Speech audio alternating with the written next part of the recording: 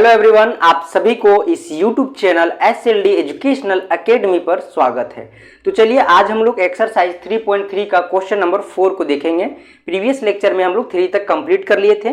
4 आप लोग को बोले थे बनाने के लिए। अगर आप लोग बना लिए होंगे तो बहुत अच्छा है, और नहीं बनाए हैं तो देखिए इसका सॉल्यूशन जो है वो किस प्रकार से हम लोग फाइंड करते हैं। ठीक है, आप लोग को बहुत अच्छे से पता है बच्चों कि यह जो है वो न्यू NCERT बुक जो है आपका, उसको हम लोग देख रहे थे और उसी सीरीज में उसी क्रम में हम लोग जो है एक्सरसाइज 3.3 को देख रहे हैं। ठीक है, तो चलिए बिना देरी किए हुए इसका सॉल्यूशन की ओर बढ़ते हैं और देखते हैं इसका सॉल्यूशन क्या है। देखिए थोड़ा सा आप लोग को प्रॉब्लम हो सकता है कि हुआ होगा, क्योंकि यह जो है फ्रैक्शन में दिया हुआ है। अगर आप लोग समझदार हैं तो खुद आप लोग समझ सकते हैं कि फ्रैक्शन में दिया हुआ है तो किस प्रकार से जो है इसका इक्वेशन हम लोग बनाएंगे। ठीक है ना, अगर आप लोग को प्रॉब्लम हुआ होगा तो उसके लिए आप लोग यहाँ पे देख सकते हैं कि किस प्रकार इसका जो है सॉल्यूशन हम लोग को मिलने वाला है। ठीक है, तो बिना लोड लिए हुए एकदम फ्रीली माइंड से देखिए कि इसका सॉल्यूशन क्या मिलता है। सबसे पहले कुछ नहीं करना है। देखिए इसका जो है वो फ्रैक्शन को जो है, तो इसका फ्रैक्शन में है, इसका भिन्न में जो दिया हुआ है इसको हम लोग सबसे पहले यहाँ पे एलसीएम खेलेंगे। ठीक है,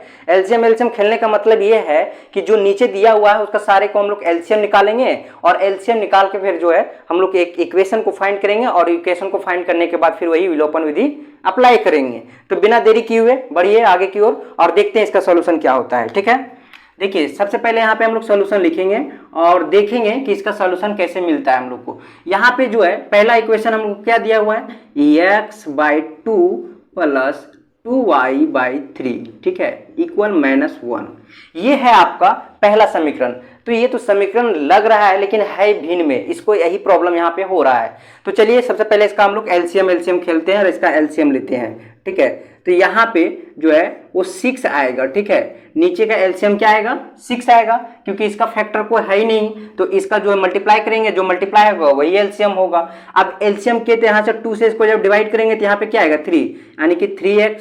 ठीक है, ये तो आप लोग को बहुत अच्छा से पता होगा। अब ये भी नहीं पता है तो फिर क्या पता है ना। तो चलिए आगे की ओर बढ़ते, फिर प्लस यहाँ पे देखिए 3 और 2, अगर इसको यहाँ पे 3 से 6 को 3 से डिवाइड करेंगे तो 2 आएगा, तो 2 2 जब 4y हो जाएगा। ठीक है, और यहाँ पे इक्वल -1 हुआ। ठीक है, अब हम लोग क्या करेंगे कि यहाँ पे 3x + 4y, ठीक है, 4y इक्वल, अब इस 6 को डिवाइड में है, उधर मल्टीप्लाई में जाएगा, यानी कि -1 × 6। ठीक है, तो इसको हम लोग डायरेक्ट जो है यहाँ पे -6 लिख दे रहे हैं। ठीक है, उसके बाद आगे की ओर बढ़ते हैं। देखिए आगे की ओर बढ़े तो ये हम लोग को इक्वेशन 1 मिल गया। ठीक है, इक्वेशन 1 हम लोग को प्राप्त हो चुका है। अब हम लोग 2 की ओर बढ़ेंगे। देखिए 2 क्या बोला हुआ, यहाँ पे बोला x - y/3 इक्वल 3। ठीक है, तो यहाँ पर फिर भी एलसीएम लेंगे हम लोग। तो यहाँ पे कुछ नहीं है तो 1 है। ठीक है, नीचे कुछ नहीं है तो 1 है, और यहाँ पे फिर हम लोग एलसीएम लेंगे तो यहाँ 3 आएगा और 3 × 1 = 3, यानी 3x, और माइनस यहाँ पे जो है y हो जाएगा और इक्वल 3 आएगा। ठीक है, अब हम लोग क्या करेंगे, इस 3 को इधर मल्टीप्लाई में ले जाएंगे, इधर डिवाइड में है तो इधर मल्टीप्लाई में आएगा। ठीक है, तो यहाँ पे 3x - y इक्वल 3 × 3। ठीक है, ये हम लोग को यहाँ पे 3 × 3 जो है वो 9 हो जाएगा। ठीक है, तो इसको हम लोग यहाँ पे डायरेक्ट 9 लिख देते हैं। तो 9 लिखेंगे तो ये जो है इक्वेशन 2 हो जाएगा।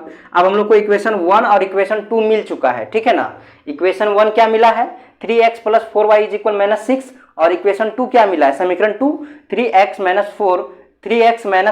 = 9। ठीक है, ये है इक्वेशन 2 यानी समीकरण 2। अब हम लोग क्या करेंगे, विलोपन विधि लगाएंगे। ठीक है, तो यहाँ पे हम लोग सबसे पहले लिख ले, तो सबसे पहले हम लोग देख लेते हैं कि यहाँ पे कौन कौन सा समीकरण हम लोग को मिला है। ठीक है, तो यहाँ पे है 3x, ठीक है, 3x + 4y = -6। ठीक है, उसके बाद यहाँ पे है 3x - y = 9। ये 2 समीकरण हम लोग को मिला है और इस दोनों समीकरण में हम लोग जो है विलोपन विधि को लगाएंगे। ठीक है, तो विलोपन विधि को लगाने के लिए सबसे पहले हम लोग जो है ये गुणांक देखते थे। जो आपका वेरिएबल दिया हुआ है 2, x या y, ये दोनों में से किसी एक का गुणांक लेते थे और दूसरे समीकरण का जो है पूरे से मल्टीप्लाई करते थे। फिर दूसरे का जो है समीकरण, दूसरा समीकरण का जो x y का जो है आपका गुणांक, उसको हम लोग समीकरण 1 से मल्टीप्लाई करते थे, ताकि जो है ये दोनों में से किसी एक का जो है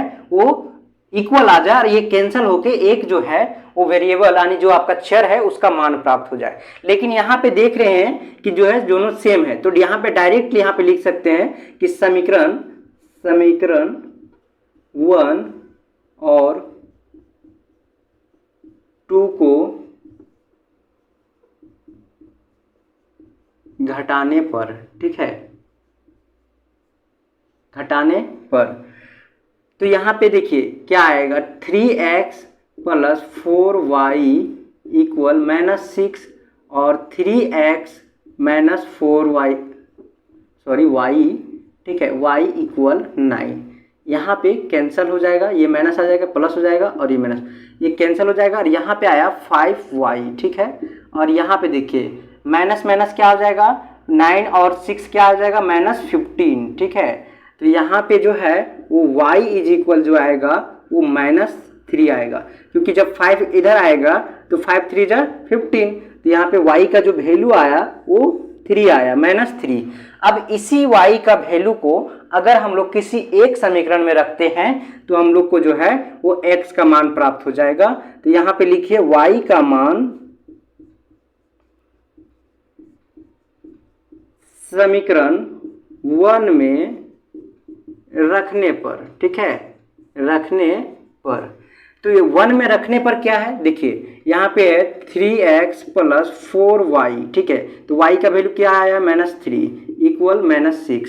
यहाँ पे देखिए 3x यहाँ पे हो जाएगा -4 3 जा 12 और इक्वल -6, यहाँ पे 3x इज इक्वल हो जाएगा -6 प्लस 12। तो जब -6 प्लस 12 है तो यहाँ पे आएगा क्या, यहाँ पे आएगा x इज इक्वल जो है वो आपका आएगा यहाँ पे 6/3, ठीक है, और यहाँ पे जो है x इज इक्वल आएगा 2। तो इस प्रकार से जो है x का वैल्यू जो है वो 2 आ गया, ठीक है। तो यहाँ पे x का वैल्यू 2 आया और y का वैल्यू -3 आया, ठीक है। तो आप लोग एक जगह यहाँ पे जगह बचा होगा तो आप लोग जो है वो लिख लीजिएगा एक जगह पे, है ना, कि यहाँ पे जो अतः आपका अतः, ठीक है, अतः चर, या फिर इस तरह से लिखिए अतः रेखिक समीकरण, ठीक है, रेखिक समीकरण युग्म x इज इक्वल जो है 2 और y इज इक्वल -3 प्राप्त हुआ, ठीक है, प्राप्त हुआ या होगा, ठीक है, इक्वल होगा, ठीक है, इस तरह से लिखिए होगा, y इज इक्वल -3 होगा। तो ये है आपका सही उत्तर। अब हम लोग आगे बढ़ेंगे और प्रश्न नंबर जो है आपका 2, ठीक है, एनसीईआरटी बुक है तो उसमें देखिए प्रश्न नंबर 2 जो है वो सारे प्रश्न नंबर जो 2 है उसमें टोटल जो है वो 5 प्रश्न दिया हुआ है और 5 प्रश्न जो है वो आपका वर्ड प्रॉब्लम है, ठीक है, यानी कि आपको शब्द को समझकर जो है वो इस प्रकार से 2 इक्वेशन को बनाना है और फिर जो है विलोपन विधि से सॉल्व करना है। देखिए बोल क्या रहा है, निम्नलिखित समस्याओं में रेखिक समीकरण युग्म के बनाइए, ठीक है, जो समस्या आपको प्रॉब्लम दिया हुआ है वर्ड प्रॉब्लम, ठीक है, उस वर्ड प्रॉब्लम को समझकर जो है रेखिक समीकरण युग्म बनाना है, यानी लीनियर इक्वेशन को बनाना है और उसको जो है विलोपन विधि से हल करना है, ठीक है, विलोपन विधि से हल करना है।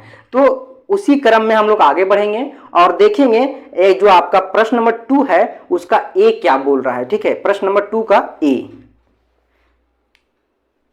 आप लोग इसका जो है स्क्रीनशॉट ले लीजिए अगर नहीं लिए हैं तो, ठीक है।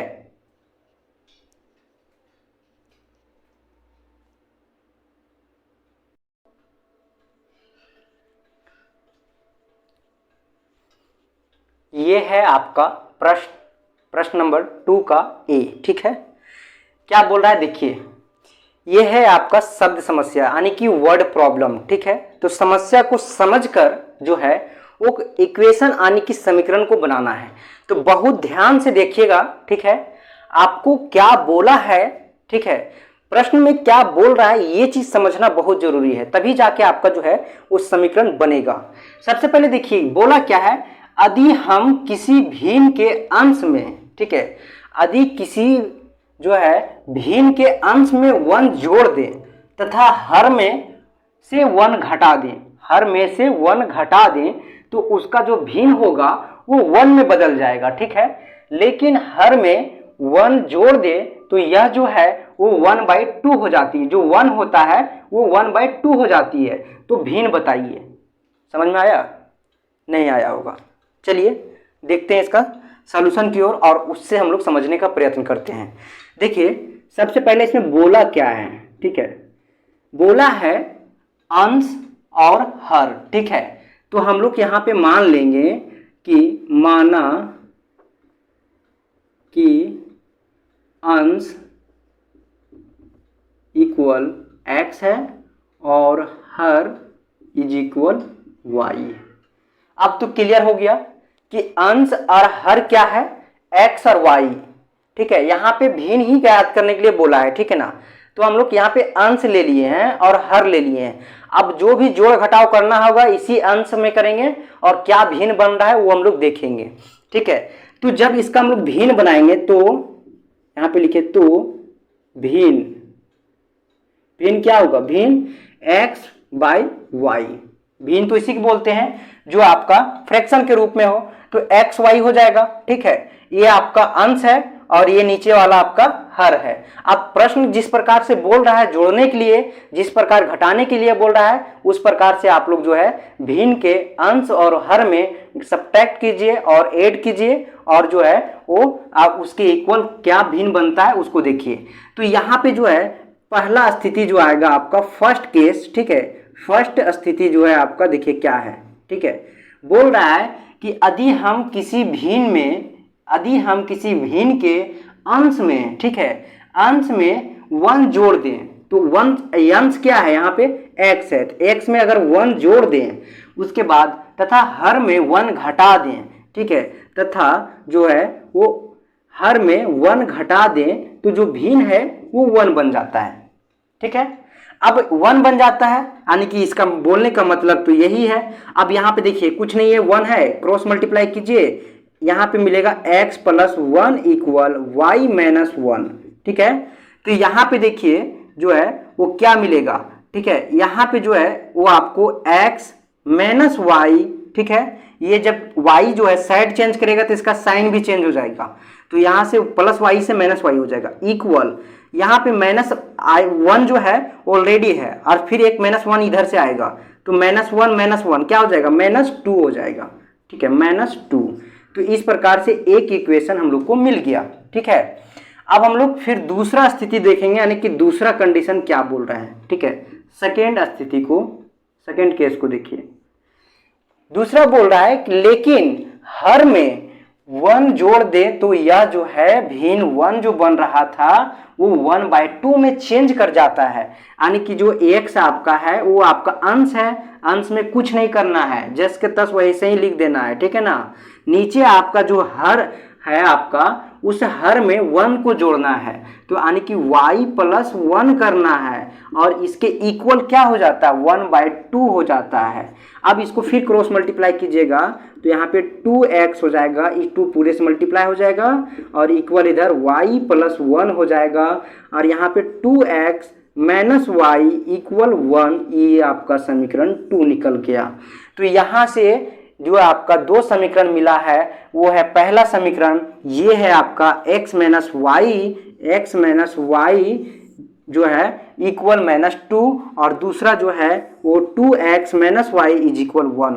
ये 2 समीकरण हम लोग को मिल गया। अब इस दोनों समीकरण को हम लोग क्या करेंगे, तो सबसे पहले हम लोग विलोपन विधि लगाएंगे और x और y का मान निकालेंगे। तो हम लोग के पास क्या क्या है देखिए, यहाँ पे लिख लेते हैं x - y इक्वल -2 और दूसरा जो है वो 2x, ठीक है, -y इक्वल जो है वो 1 है, ठीक है। अभी हम लोग प्रीवियस वाला प्रश्न में हम लोग देखे थे कि जब कोफिशिएंट यानी गुणांक दोनों में सेम रहे तो कुछ नहीं करना है, ना इससे मल्टीप्लाई करना है, ना इसका जो गुणांक है इससे मल्टीप्लाई करना है, ना इसका गुणांक इससे मल्टीप्लाई करना है। डायरेक्ट क्या करना है, यहाँ पे लिख दे सकते हैं आप लोग अगर लिखना चाहें तो, कि जो है वो आप गुणांक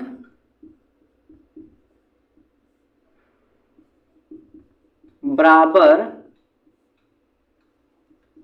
होने के कारण किसी भी